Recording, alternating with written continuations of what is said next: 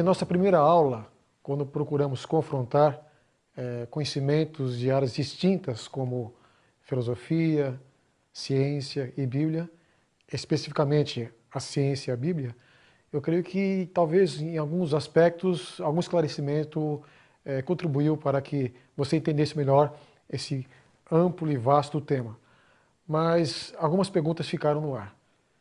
E tendo em vista a importância desse assunto, resolvemos ampliá-lo e continuá-lo, de certa forma, no segundo módulo, intitulado Filosofia das Origens. Bem, eu gostaria de evocar um personagem bastante conhecido no mundo da biologia. Eu creio que você pode verificar que pela data de nascimento e de morte, Ernest Mayr, ele passou dos 100 anos. Desses 100 anos, 80 foram dedicados ao evolucionismo. Então, eu creio que Ernest Mayr teve um vislumbre bastante interessante. Certamente ele foi o mais longevo dos cientistas darwinistas. E eu creio que algumas definições, alguns conceitos expostos por ele, certamente são elucidativos nessa controvérsia entre ciência, religião, entre criacionismo e evolucionismo. Vamos ver realmente essa contribuição, para mim, talvez tenha sido a melhor dada por Ernest Mayr. Uma afirmação dele: filosofia da ciência tradicional, ou seja, convencional, tem pouco ou nada a ver com a biologia. Interessante. Muitos dizem que biologia e física compartilham de conhecimentos igualmente experimentáveis, confiáveis. Ele está contrariando essa ideia geral que muitos apresentam. Uma segunda afirmação de Mayr: nenhum princípio da biologia histórica jamais poderá ser reduzido às leis da física ou da química. Interessante. Essa visão de Mayr eu considero correta, mas ela aceita por praticamente um número bastante reduzido de cientistas, e a grande parte deles não evolucionistas. Mas eu concordo. Ele está falando em biologia histórica. O que seria a biologia histórica? Nós iremos ver um pouco à frente. Uma terceira frase de Ernest Mayr: a frase nada em biologia faz sentido a não ser à luz da evolução, isso foi proferido por Teodósio Dobzhansky, está correta apenas para a biologia histórica. Interessante.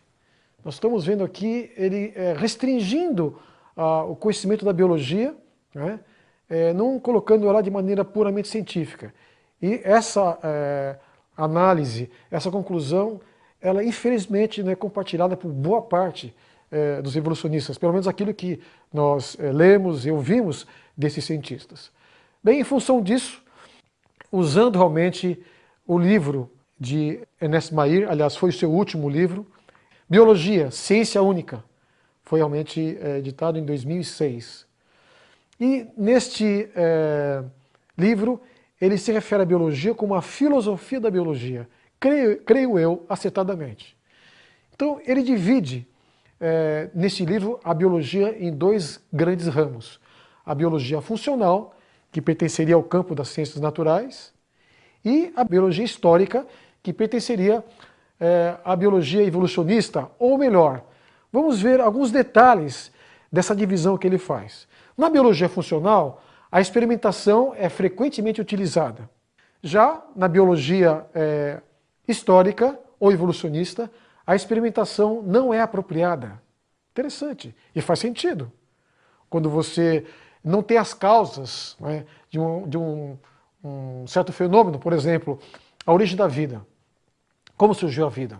Nós não estamos vendo a vida surgir ou de maneira sobrenatural, ou do nada, ou de matéria inorgânica. Mas, de alguma forma, boa parte dos biólogos evolucionistas admitem, tem que admitir, que a vida surgiu de não vida. Esse assunto não pertence ao campo da biologia funcional, mas sim ao campo da biologia histórica, e muito bem realmente considerado por Ernest Mayr. Uma outra coisa, na biologia histórica, várias afirmações são equivalentes a narrativas hipotéticas. Interessante. Ou cenários imaginários. Esse tipo de designação a gente não vê nos livros de biologia, mas está correto. Muitas afirmativas feitas por biólogos evolucionistas, nada mais nada menos do que narrativas hipotéticas elas são, ou mesmo cenários imaginários. Eu não tenho as causas originais, então eu imagino alguma coisa. A que campo pertence realmente esses cenários imaginários? Já mencionamos, lembra-se da nossa primeira aula, ao naturalismo metafísico, ou é uma visão filosófica, pressuposto filosófico realmente de como as coisas podem ter ocorrido lá atrás. Uma outra afirmação de Ernest Mayr com relação à biologia evolutiva ou biologia histórica. Seleção natural, filogenia, especiação, etc., são conceitos e não leis naturais. Muitos se referem à filogenia e seleção natural como leis naturais. Ele realmente considera apenas conceitos. Eu creio que ele está correto. Então, com essas definições, se fossem adotadas por parte dos cientistas, tanto evolucionistas como criacionistas, nós teríamos menos problemas. Eu creio que o diálogo seria muito mais facilitado. Então, eu considero, talvez, no meu ponto de vista, evidentemente, essas explicações de Mayr como sendo uma das maiores contribuições dele como homem da ciência. Bem, de alguma forma, a biologia funcional, ela se refere ao presente. Ou seja, eu tenho as relações de causa e efeito. Eu tenho um determinado organismo, eu quero estudá-lo, ele está presente, eu sei o ambiente onde ele vive, e eu posso até definir alguns comportamentos desse animal, ou desse ser, em função realmente da sua presença. Não é? Então, as relações de causa e efeito são observáveis, então eu estou realmente no campo da biologia funcional. Agora, quando eu vou lá para trás, passado, ou seja, eventos que ocorreram só uma vez lá atrás, não ocorrem hoje. Não é? Então, isso pertence à biologia histórica. Mas será que essas duas áreas, não é, elas não se interligam? É possível. Por exemplo, eu estou analisando um bivalve, um pequeno invertebrado, no Cambriano. Não é? Uma rocha que é uma rocha inicial, no processo de deposição das rochas que contêm fósseis, eu encontro um bivalve. Ele é muito parecido com o bivalve que existe hoje aí nos mares e oceanos. E eu então posso fazer uma certa analogia. Se eles são muito parecidos, quase idênticos, ao analisar o comportamento desse invertebrado hoje, eu posso imaginar qual foi seu comportamento no passado, o ambiente que ele viveu no passado. Nesse momento, então, eu tenho aqui, está indicando, eu estou de alguma forma ligando o presente com o passado, mas de maneira, eu diria, honesta, de maneira sensata, estou analisando um ser que existe hoje com as mesmas características daquele que existiu lá atrás. Não é? Então, em algum momento, eu posso unir, de certa forma, a biologia funcional com a biologia histórica. Isso pode ser feito, mas geralmente essa ligação não é feita de maneira adequada, infelizmente. Bem, então, de alguma forma, um cientista que está em busca das origens, em que áreas?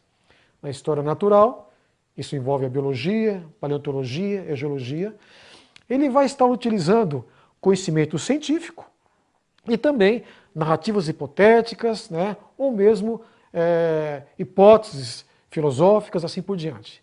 Isso não funciona só no campo do evolucionismo, mas em outras cosmovisões, inclusive no criacionismo. Essa associação entre aquilo que realmente é ciência, observável, experimentável, né, com outros tipos de conhecimento, tudo isso pertence ao campo da filosofia das origens. Eu gostaria agora, a partir desse momento, de procurar entender cada uma das cosmovisões que hoje são valorizadas e imaginar como elas são desenvolvidas, que tipo de conhecimento está embutido aí. Então, nesse sentido, nós vamos para esse campo de estudo avaliando um pouquinho as cosmovisões, não é? Os paradigmas, o que se passa na mente realmente do cientista quando ele está fazendo ciência ou procurando compreender alguns aspectos da natureza. Bem, aqui no quadro da esquerda eu tenho os princípios ou cosmovisões precursoras. E aqui, do lado direito, cosmovisões atuais. Vamos então inicialmente colocar alguns paradigmas, alguns princípios que foram valorizados lá atrás e que até hoje perduram de certa forma. Eles constituem o fundamento daquilo que se pensa hoje. O primeiro deles, o empirismo. iniciado praticamente há 300 anos atrás, de maneira bastante diferenciada daquilo que se tinha até então, né, logo após a Idade Média.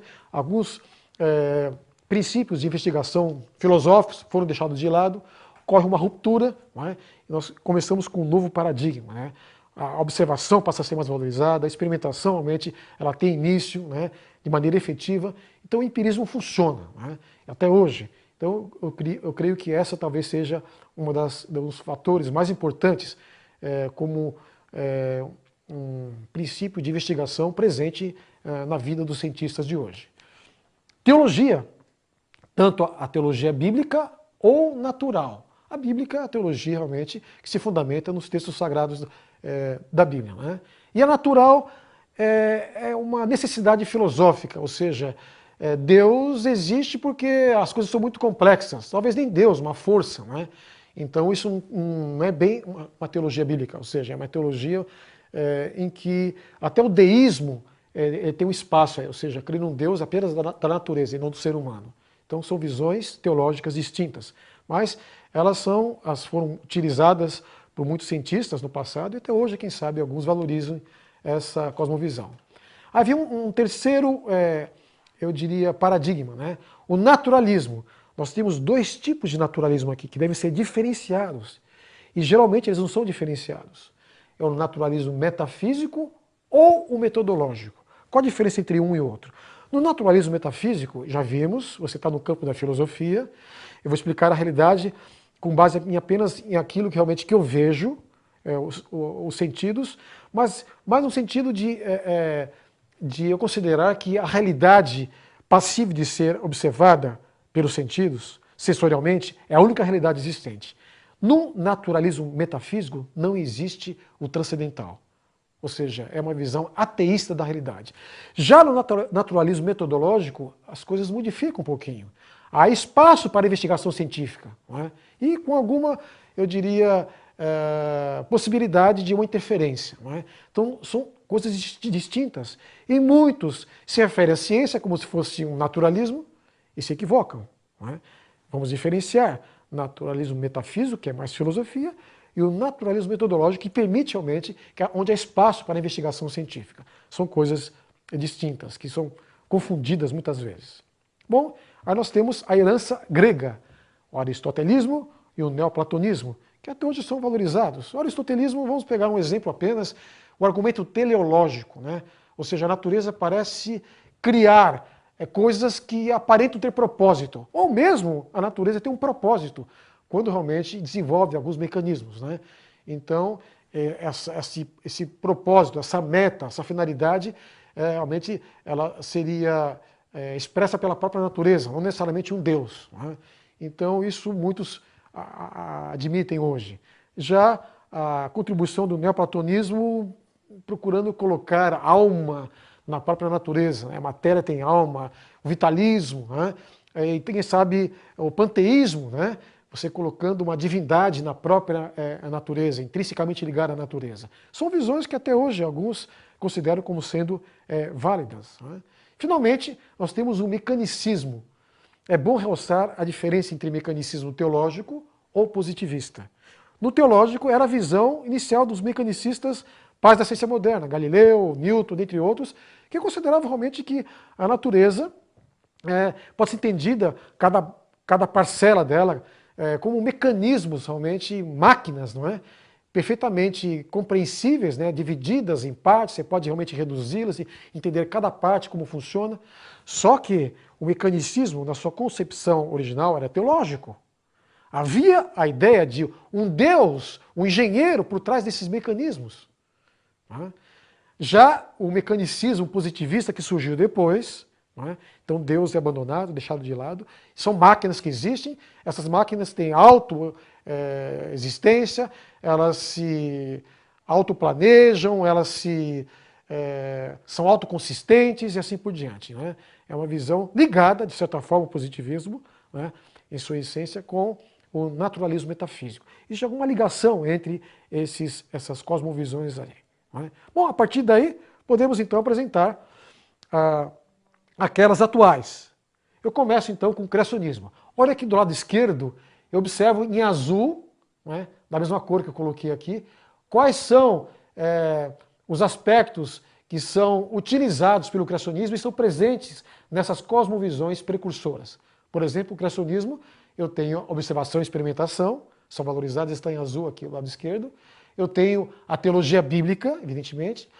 O naturalismo metodológico é valorizado. A herança grega realmente não existe necessidade de utilizá-la. E o mecanicismo seria o mecanicismo teológico. Interessante que, voltando aqui, na herança grega, o aristotelismo, quando ele fala em argumento teleológico, nós cremos realmente que a natureza evoca propósito, planejamento. Mas existe um autor, existe um Deus. Aí eu saio então do raciocínio puramente filosófico e entro no campo da teologia bíblica. Então o criacionismo ele pode adotar uma série de conceitos que existiram na mente de muitos cientistas do passado. Vamos para o próximo, seria criacionismo islâmico. Ele é parecido realmente com o anterior, mas com relação à observação e experimentação, já existe uma teologia bíblica, naturalismo metodológico é valorizado, mas o que diferencia basicamente o criacionismo islâmico do criacionismo bíblico, podemos dizer que é o primeiro, seria a utilização do Alcorão no lugar da Bíblia, para realmente levantar ou responder questões levantadas quando sentimos a necessidade de explicar as origens, a origem da vida e assim por diante. Então, é um criacionismo islâmico que utiliza, quem sabe procura conciliar o Alcorão com o conhecimento científico. E existem movimentos bastante, eu diria, desenvolvidos e pessoas realmente atuando nessa área, produzindo bastante material. Entre eles mencionaríamos Arum, é um turco que tem promovido bastante o criacionismo islâmico no mundo inteiro. Um terceiro movimento seria o design inteligente. Podemos olhar aqui para a esquerda, à minha direita, e vocês vão verificar que o empirismo é valorizado, observação e experimentação. E a herança grega aristotélica, ou seja, o argumento teleológico seria a componente não científica ligada ao design inteligente. Observem a diferença, desde já importante, entre o design inteligente e o criacionismo. São distintos. Vamos para a quarta cosmovisão, ou quarto paradigma, criacionismo progressivo.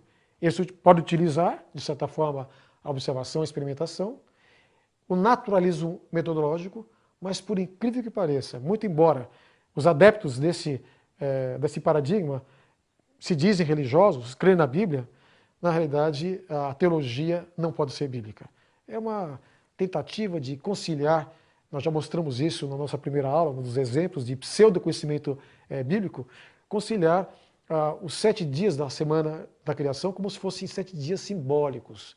Grandes períodos de tempo de criação de Deus. E que essa criação resultou no registro fóssil. É muito estranho.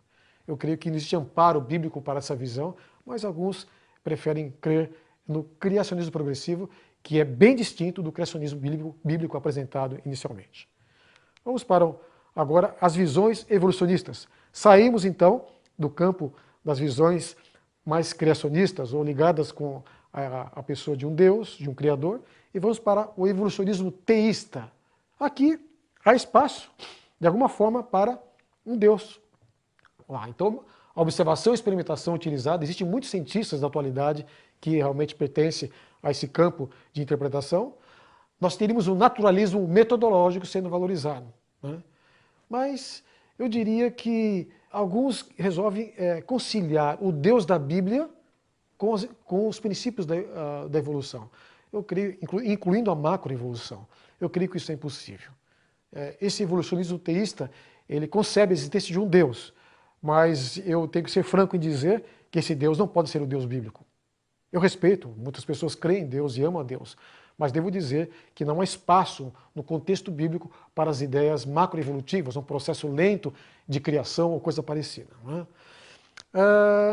O evolucionismo deísta é um pouco diferente do teísta, do anterior. Existe um Deus, quem sabe Deus é até criador, que coordena os processos da evolução, mas é um Deus distante do homem. Ele não se relaciona com o homem. Um Deus apenas da natureza e não do ser humano.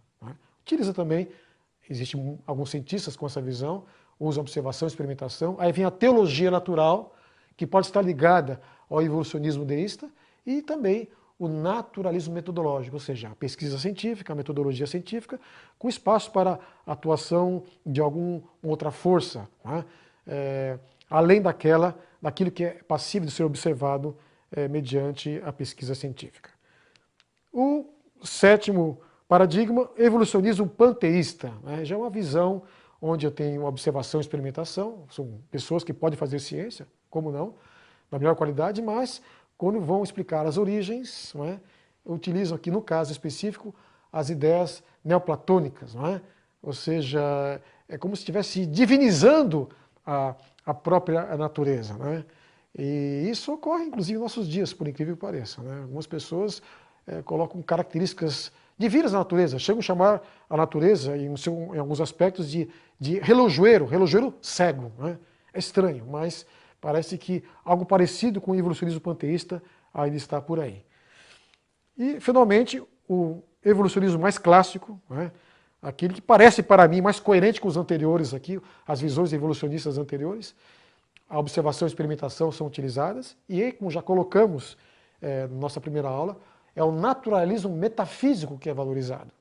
E uma visão mecanicista ligada realmente ao positivismo, ou seja, não existe nada fora daquilo que observamos na natureza. Não existe um Deus, não existe um Criador, não existe um mantenedor. A própria natureza se cria sozinha, ela realmente tinha a capacidade de, inclusive, gerar toda a biodiversidade que nós temos hoje, a partir do nada, né? No princípio não havia nada. Antes da singularidade inicial, lá, aquela partícula com uma densidade quase infinita e muito pequena, que explodiu, antes dessa partícula o que havia? Nada. Então, só que toda os conceitos envolvidos nessa visão evolucionista, desde esse nada até o tudo de hoje, existe uma série de explicações, usam realmente aquilo que funciona e misturam muitos conceitos filosóficos nas explicações evolucionistas ateístas. Bem, eu destaco então, desses 8, os 3 que aqui estão em amarelo, né? Criacionismo, design inteligente e evolucionismo ateísta. Todos esses, o que existe em comum com os 3 está aqui, a observação e experimentação. Eu posso afirmar que cientistas, não importa se sejam criacionistas, ou adeptos do design inteligente, ou cientistas evolucionistas ateístas, pela curiosidade humana, eles podem fazer boa pesquisa científica quando estão ligando com as ciências naturais. Se for um biólogo, biologia funcional, não é? Então, nesse caso, você realmente pode admitir que ciência boa, aquilo que é experimentável, pode ser feita por qualquer um deles. Agora, quando eu vou procurar explicar alguma coisa que ocorreu lá no passado, que não se repete hoje, aí realmente elas se diferem bastante.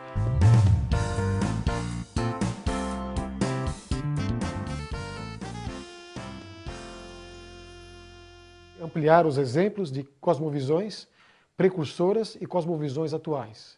E identificar quais dessas cosmovisões influenciaram a pesquisa científica dos grandes nomes da história da ciência moderna. Vamos então iniciar um estudo um pouco mais detalhado agora das 3 principais cosmovisões. Alguma coisa já foi apresentada, mas vamos detalhar mais, porque ocorre muita confusão em cima do evolucionismo, TDI aqui significa Teoria do Design Inteligente, e do criacionismo. Essas 3 cosmovisões são as principais. Então vamos iniciar na sequência com o evolucionismo. Esse campo do conhecimento humano, ele se baseia no conhecimento científico, pertence ao campo das ciências naturais, está aqui em vermelho, à minha direita, e também utiliza conceitos do naturalismo metafísico, se preocupando em explicar as origens e a manutenção da matéria e dos seres vivos, das próprias leis naturais, não é? Então, essa visão filosófica ela está ligada ao evolucionismo. Alguns cientistas não gostam de afirmar que as 2 coisas estão ligadas. Chegam a acreditar realmente que, para explicar algumas coisas lá atrás, eu tenho que fugir do campo da ciência, realmente eu não consigo, eu não estou presenciando as causas. Então eu tenho que imaginar. São os cenários imaginários, as narrativas hipotéticas que Mair menciona, estão aqui, nesse campo. Não é? Mas de alguma forma, ao tentar explicar o comportamento de seres que vivem hoje, estão presentes hoje, eu estou aqui no campo do conhecimento científico, no caso específico da biologia estou mencionando. Mas da mesma forma a geologia, ao analisar eventos que ocorrem hoje, não é? Os terremotos de hoje, eu posso entender um pouquinho realmente do porquê desses fenômenos e os efeitos, infelizmente, eles estão por aí causando problemas seríssimos. Né? Agora, eventos geológicos que ocorreram lá atrás, não é? Cujas causas realmente eu desconheço, eu tenho apenas os efeitos. Realmente, aí eu não estou no campo das ciências naturais. De alguma forma, se eu estiver na visão, com a visão evolucionista, ateísta, eu estaria realmente atuando aqui nessa área, no naturalismo metafísico. Mas alguns resolvem, não, ou estou aqui ou estou lá. Eu não faço somente uma mistura dos dois. Tudo bem, eu não sei se isso é possível. Então, a primeira, eu diria, associação, não seria uma bem associação, seria uma coexistência das duas fontes de conhecimento. Eu estou mencionando aqui que isso significa o quê? Uma convivência sem interferências entre os dois tipos de conhecimento. Conhecimento científico ou conhecimento filosófico, que no caso é metafísico. Né? Então, alguns dizem, não, eu não procuro misturar as duas coisas. Eu coloco uma interrogação aqui. Será que é possível, realmente, para um cientista evolucionista, ateísta, tentando explicar o passado, não se envolver com o naturalismo e não misturar ideias retiradas daqui para construir seus modelos? Bem, alguns dizem que é possível. Eu tenho minhas dúvidas. A seguir, note a imagem a seguir, o que eu acho que ocorre é exatamente isso que aqui está. É importante, então, você observar que essa cor marrom aqui é proposital. Se eu pegar 50% do verde aqui, da sua direita, e 50% do vermelho aqui, eu vou ter um marrom. Ou seja, e a setinha vermelha para cá, e a setinha verde da direita para a esquerda, a minha direita para a minha esquerda. Então, isso mostra que, de alguma forma, eu estou misturando os conhecimentos de ambas as fontes. Ou estou usando conhecimento filosófico, tentando realmente justificá-lo cientificamente ou vice-versa. Então, essa relação funcional entre os dois tipos de conhecimento, eu creio que é o que mais ocorre. Né? E é inevitável, do ponto de vista que isso ocorra quando eu estou tentando explicar algum evento passado que não ocorre hoje. Então, quais são as áreas envolvidas? Basicamente, o empirismo científico, que está aqui, em vermelho, e a filosofia, no caso específico, naturalismo metafísico. Então, essa associação explica realmente o que seria o próprio evolucionismo. Outras tentativas de inter-relação entre o conhecimento científico com outras áreas ocorrem. A teologia, alguns tentam encontrar um Deus que criou, né, usando realmente a evolução. Né? Então é como se um Deus coordenasse o processo da evolução. É meio difícil isso, alguns tentam fazer isso. E todos os aspectos ligados à existência humana, comportamento humano, psicologia, sociologia, história, alguns tentam explicar à luz do evolucionismo. Né? Então, mas basicamente as áreas envolvidas são essas duas aqui, o empirismo e a filosofia. Então, evolucionismo é isso. É importante verificar o contexto em que as ideias, os modelos evolucionistas são construídos. Bem, eu creio que ficou claro. Vamos agora para o design inteligente, que é pouco compreendido por muitas pessoas. Da mesma forma, eu tenho um conhecimento científico e o conhecimento não científico, o argumento teleológico, ou seja, a natureza, existe evidências da ação inteligente na natureza. Quem é um agente inteligente? Não me interessa. Existe um Deus? Isso não importa. Mas existem evidências de inteligência na natureza. Essa é a proposta original do design inteligente. Alguns acham que atuam nessa área, que eles estão apenas abordando os aspectos ligados à compreensão da natureza, cientificamente falando. Apenas ciência está sendo utilizada. Não é verdade. Já existe realmente uma predisposição, seja filosófica ou teológica, para que realmente que existe propósito em tudo que nós vemos ao nosso redor na natureza. Não é? Bem, então, novamente, parecido com o anterior, alguns querem dizer, eu até aceito o argumento teleológico para a manutenção. Percebam que no design inteligente, aqui não está ciências naturais, mas ciências biológicas. Então, o design inteligente é bastante restritivo. Ele atua mais no campo das ciências biológicas, a física e outras áreas, geologia, parece que ficam de lado. E o argumento teológico se preocupa apenas com a manutenção. Ou seja, eu não estou realmente preocupado nas origens, como as coisas originaram. O design inteligente, em princípio, nos preocupa em explicar como as coisas se originaram. Eu quero analisar o presente e encontrar evidências de inteligência, de propósito, de planejamento naquilo que eu vejo na natureza. Bem, mas eu creio que a mente humana trabalha de uma maneira tal que os dois conceitos estão, na minha visão, sempre presentes. Uma relação funcional, então, entre os dois tipos de conhecimento. O conhecimento científico e o argumento teleológico. As áreas envolvidas, o empirismo científico, mais no campo das ciências biológicas e a filosofia, que seria o argumento teleológico. E algumas outras tentativas, alguns misturam, né? Pode até confundir criacionismo com design inteligente. Eu diria que essa confusão é comum, mas a proposta original do design inteligente não vincula realmente essa cosmovisão à teologia. Alguns fazem isso e eu acho que é válido. A física também, existe uma tentativa de apresentar modelos no campo da física, modelos da TDI ou do design inteligente. Bom, finalmente vamos aqui para a visão criacionista. Como toda cosmovisão que procura explicar as origens, só a ciência não resolve. Mesmo que o cientista cristão queira utilizar apenas o conhecimento científico, ao ele tentar explicar coisas lá atrás, que não estão ocorrendo hoje, por exemplo, a origem da vida, né, e outros aspectos, ele vai recorrer a uma outra fonte de conhecimento. Olha só que, como o conhecimento bíblico ele é amplo, ele não fica só nas origens, nem só na manutenção. Ele também fala em restauração. Restaurar o quê? O que precisa ser restaurado? Alguns acham que a natureza está ótima. Tudo que está aí é normal, é perfeitamente válido, bonito, essa coisa de bem, ruim, mal, bom, de pecado, isso não faz sentido. Mas a visão criacionista ela é bem abrangente. Algumas coisas estranhas ocorrem na natureza. E na visão criacionista existe também o plano da restauração, da redenção. Né?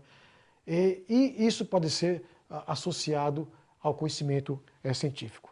Novamente, existem alguns criacionistas que acham que eu não devo procurar misturar os dois conceitos. Ou eu estou realmente lidando com conhecimento bíblico, ou apenas com conhecimento científico. Eu coloco uma interrogação aqui, eu creio ser difícil realmente isso acontecer. Eu acho que o que vem depois, realmente, essa interação, as setinhas aqui para lá e para cá, não é?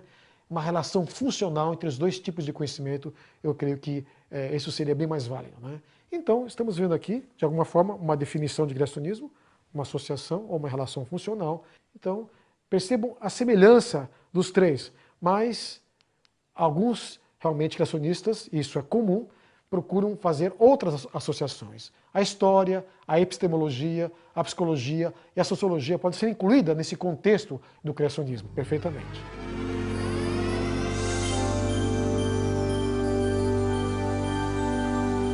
Afirmações frequentemente apresentadas pela mídia, como o evolucionismo é uma teoria cientificamente comprovada, o design de inteligente é criacionismo disfarçado e que criacionismo é sinônimo de obscurantismo, nós devemos aceitá-las como verdadeiras? Essa pergunta é importante. Eu creio que você já percebeu, você que está me ouvindo, que de alguma forma essas definições elas destoam daquilo que nós apresentamos até agora. Né? Evolucionismo é uma teoria cientificamente comprovada? Design inteligente é um criacionismo disfarçado? Criacionismo é sinônimo de obscurantismo? Essa pergunta realmente reflete muitas afirmações feitas pela mídia. Mas olha aqui só os esqueminhas que eu coloquei inicialmente. Evolucionismo, criacionismo e design inteligente. Preste atenção. eu creio que só olhando para esse quadro já se percebe que as afirmativas da mídia não fazem sentido. Okay? Evolucionismo não é uma teoria cientificamente comprovada, porque ela utiliza frequentemente de conceitos filosóficos pertencentes ao campo do naturalismo metafísico. Então, eu creio que só por aí essa afirmativa já perde o seu significado. Criacionismo, obscurantismo, sinônimo de ignorância, pessoas realmente que não têm acesso ao conhecimento científico ou não conseguem realmente se envolver com a metodologia científica, de forma alguma. Nós vamos mostrar exatamente o contrário, que o conhecimento bíblico, de maneira correta, ele favorece o desenvolvimento da pesquisa científica. Então, o criacionismo utiliza muita ciência. Tudo aquilo que é cientificamente comprovado, verificável, observável, experimentável, é aceito pelo criacionismo e vai estar em concordância com o conhecimento bíblico.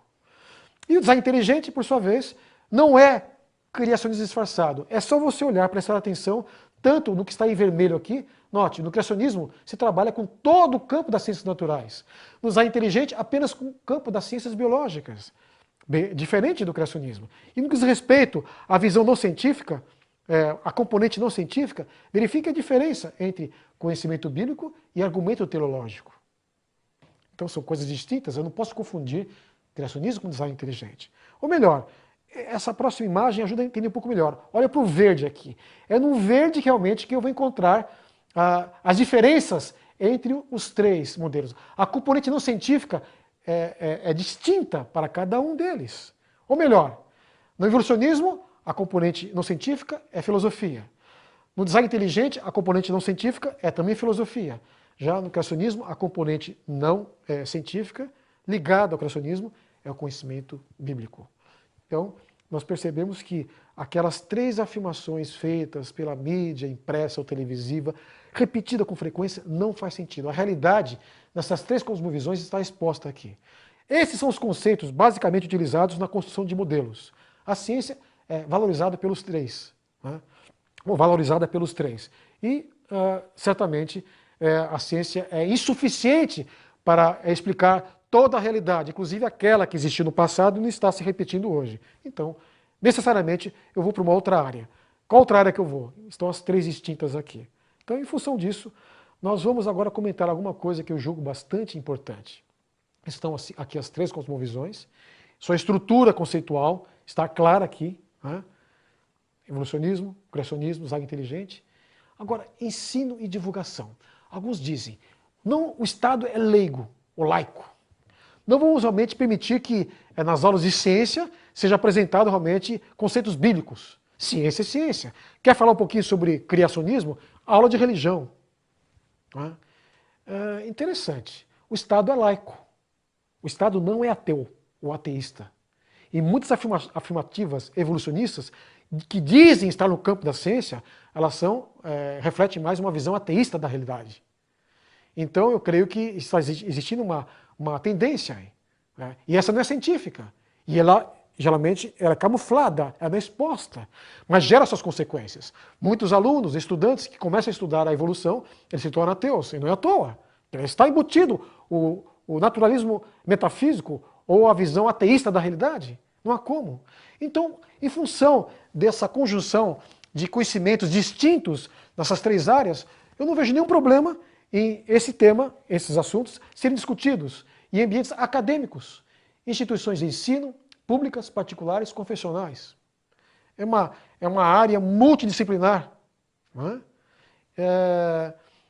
Pluriconceitual, então eu tenho realmente conceitos variados.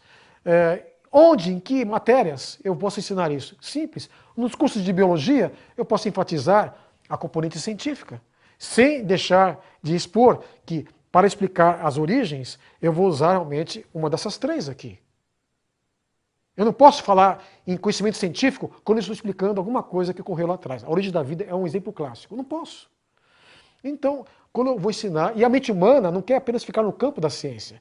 A mente humana faz algumas indagações que a ciência não responde. E uma delas é sobre as origens.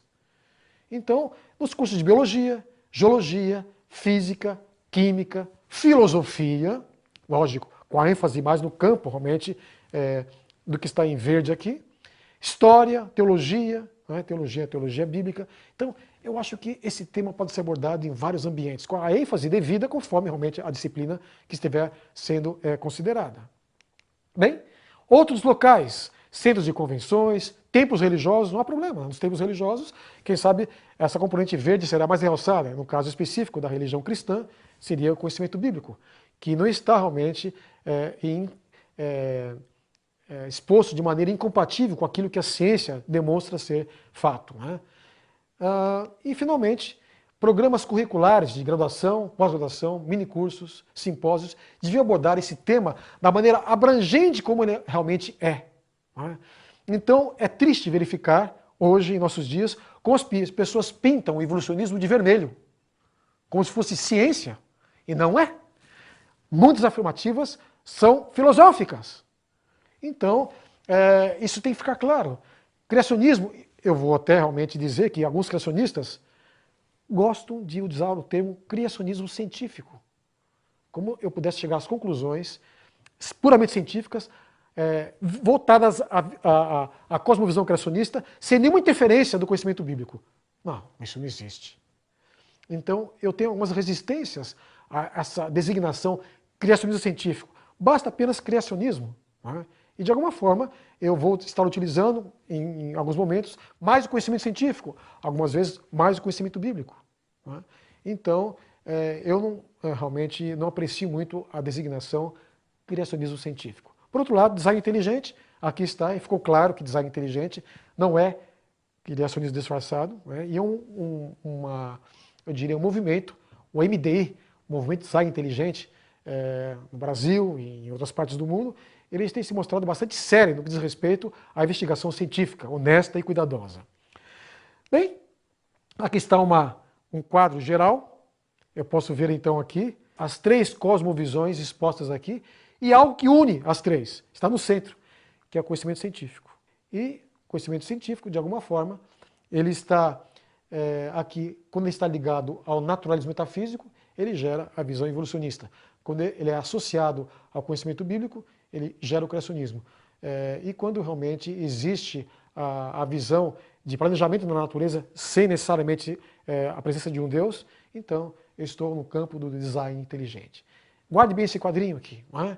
Então, alguns pintam o design inteligente de vermelho, alguns pintam o evolucionismo de vermelho, e alguns pintam o criacionismo de vermelho. Se eu estiver lidando com assuntos onde eu tenho as relações de causa e efeito, mesmo que eu seja um criacionista, ou um evolucionista, ou um adepto do design inteligente, eu estou aqui, os três estarão aqui. Aquilo que é ciência mesmo, haverá concordância, não tem problema. Mas muitas afirmativas são feitas em alguns aspectos onde eu não tenho realmente as causas presentes. Eu não tenho realmente aquilo que gerou os fatos que hoje observo.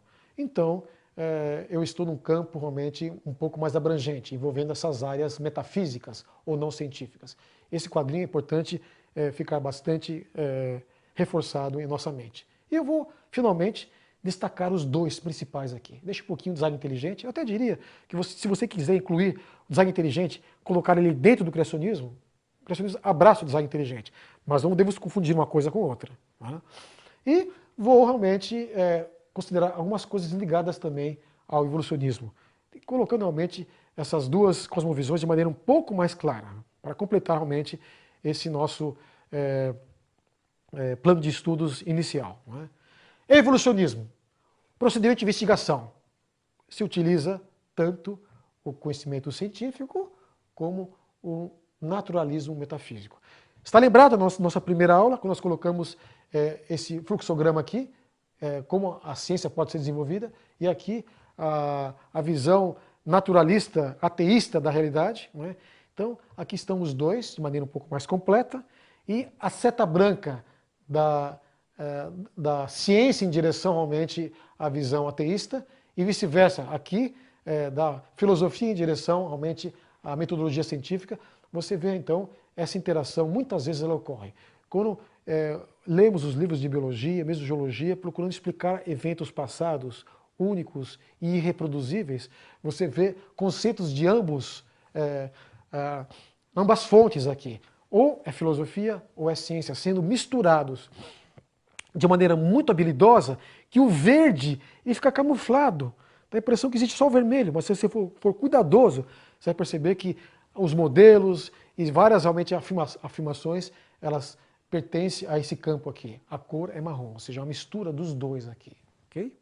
Então, em função disso, vamos colocar algumas definições.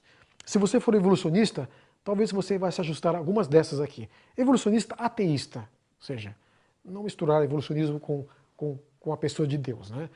Alguns fazem isso, eu respeito, mas eu acho precário. O evolucionismo ateísta me parece até mais lógico. Bom, uma definição possível, então, de evolucionismo ateísta.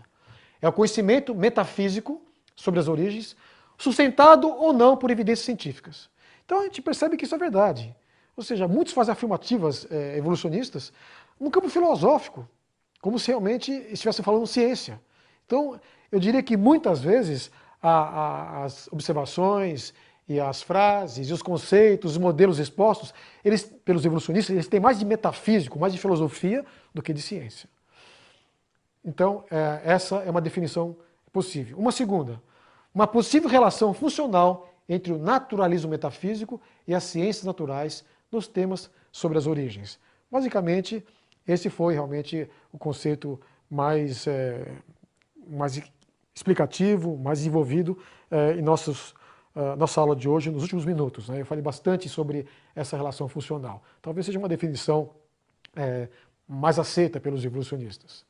Agora, usando os argumentos de Mayr, né, Ernesto Mayr, eu podia utilizar também essa definição de evolucionismo. Uma associação entre o conhecimento científico, empirismo, e narrativas hipotéticas ou cenários imaginários sobre as origens. Por exemplo, biologia funcional se ligando com a biologia histórica, ambas pertencendo a áreas diferentes, uma à ciência e outra à filosofia. E um alerta, importante deixar claro isso, narrativas históricas ou hipóteses filosóficas são frequentemente confundidas com hipóteses científicas. Alguns dizem, não, mas a origem da vida pode ter sido iniciada dessa maneira, assim, pode ter ocorrido isso. A gente não trabalha com hipóteses de ciência? Espera um pouquinho. Hipóteses científicas são aquelas onde você tem as relações de causa e efeito. Quando eu procuro evocar esses cenários imaginários, eu podia chamar até de hipótese, mas hipóteses filosóficas, não hipóteses científicas. Vamos diferenciar uma coisa da outra, isso é fundamental. Muito bem, vamos então agora, resumindo tudo aquilo que dissemos, agora no campo do criacionismo, o procedimento de investigação está aqui. Aqueles dois desenhinhos que nós colocamos inicialmente estão aqui reproduzidos, conhecimento científico, o mesmo utilizado pelo evolucionismo, e aqui o conhecimento bíblico. Essa interação realmente é algo fantástico. Em minha vida pessoal, essa interação só trouxe benefícios. E nós iremos verificar em nossa quinta aula que essa associação ela foi fundamental para o próprio progresso da ciência. Os pais da ciência moderna tinham essa visão praticamente. Não é? Então, podemos, a partir dessa figurinha, daquilo que expusemos até o momento, definir o que é criacionismo.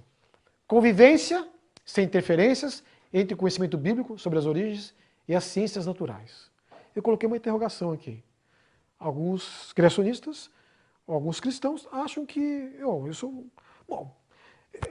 sou cientista, mas eu não preciso realmente de utilizar, misturar, interligar, associar conhecimento bíblico com conhecimento científico. Eu não preciso fazer isso. Bem, se ele estiver numa área, tecnologia, engenharia civil, ok, eu concordo. Ele pode desenvolver seu cristianismo, ser um engenheiro honesto, não é? E fazer o seu trabalho, suas construções, seus projetos, seus cálculos, sem uma interferência direta com o conhecimento bíblico. Correto. Agora, quando você está procurando explicar as origens, não há como ocorrer essa convivência sem interferências. Mas alguns dizem que é possível, eu respeito, eu tenho minhas dúvidas. Vamos para uma outra definição. É o conhecimento bíblico sobre as origens, sustentado ou não por evidências científicas. Eu acho perfeitamente válido esse conceito. Especialmente por aqueles que não têm acesso ao conhecimento científico. Muitas pessoas não têm conhecimentos aprofundados de biologia, geologia, física, química, outras áreas das ciências naturais. E se eles encontram alguma evidência que eles conseguem compreender, ok, ela estará em acordo com a Bíblia. Mas aqui o conhecimento bíblico ele é básico, ele é fundamental. E pode ou não estar associado com evidências científicas. Eu acho que essa definição de criacionismo é uma definição válida. Agora, em amarelo, eu coloquei aqui aquela que seria a minha definição pessoal. No campo da geologia, minha experiência acadêmica, minhas pesquisas de campo como geólogo, para mim, criacionismo é uma associação coerente e sustentável entre o conhecimento bíblico sobre as origens e o conhecimento científico. Eu encontrei realmente solução para muitos problemas quando eu complementei o conhecimento científico com o conhecimento bíblico. Isso me trouxe apenas somente benefícios, né? Então, essa definição para mim seria a que mais preenche realmente as minhas indagações, os meus questionamentos científicos, filosóficos e religiosos. Agora, um alerta. Esse alerta é importante. No criacionismo não deve existir preconceitos contra a metodologia científica, aceitando-se assim os dados autênticos obtidos pelos cientistas. Alguns criacionistas dizem, não, os cientistas se afastaram de Deus, e a ciência realmente é perigosa. Não creio. A ciência preconiza a honestidade, a metodologia científica, aquela que procura realmente explicar a realidade com base na presença das causas e efeitos, realmente fazendo essa interação. Okay? Então, cuidado, alguns criacionistas apresentam a tendência de não valorizar o autêntico conhecimento científico. Isso realmente é um equívoco, é um erro. Conclusões. Vamos então encerrando nossa segunda aula e eu tenho algumas considerações a fazer aqui para complementarmos esse tema, filosofia das origens. Criacionismo se utiliza da revelação geral e especial de Deus. E ao lermos Romanos 1, 19 e 20, fica claro, não é, essa revelação geral e essa revelação especial de Deus. Vamos ver então inicialmente o versículo 19. Porquanto o que de Deus se pode conhecer, neles se manifesta, porque Deus lhe manifestou. Ou seja, de alguma forma, ao olharmos para a natureza, Deus está dizendo, vocês podem me reconhecer. E essa revelação de Deus mediante a natureza, nós chamamos de revelação geral de Deus aos seres humanos, aos seres pensantes. Versículo 20 de Romanos 1, porque as suas coisas, as coisas de Deus, invisíveis, desde a criação do mundo, tanto o seu eterno poder como a sua divindade se entende e claramente se vêem pelas coisas que estão criadas, para que eles fiquem inexcusáveis. Interessante que esse texto está dizendo o seguinte, Deus revela as coisas invisíveis, não compreendemos, no campo espiritual muitas coisas compreendemos e outras não, mas existe aquilo que realmente Deus fez, está na natureza. Quem olha para a natureza e não enxerga Deus não tem desculpas. Esse texto está dizendo exatamente isso. Então a revelação especial de Deus mediante a Bíblia, e mais ainda especial na pessoa de Jesus, nos permite entender, compreender a natureza. Então nós podemos afirmar que há um modo mais claro, mais objetivo e muito mais coerente de estudar a natureza e agrupar o imenso acervo de dados científicos. A cosmovisão criacionista possibilita a realização dessa tarefa em comparação com outras cosmovisões de maneira rápida, eficiente e muito mais abrangente. Então, a contribuição do criacionismo para o avanço do conhecimento científico é algo fantástico, mas infelizmente alguma coisa ocorre em nossos dias que impede que esse tipo de conhecimento prevaleça e a ciência realmente tenha verdadeiros progressos. Alguma coisa acontece. E nós iremos ainda detalhar um pouquinho mais esse tema na nossa próxima aula. Até a próxima, então.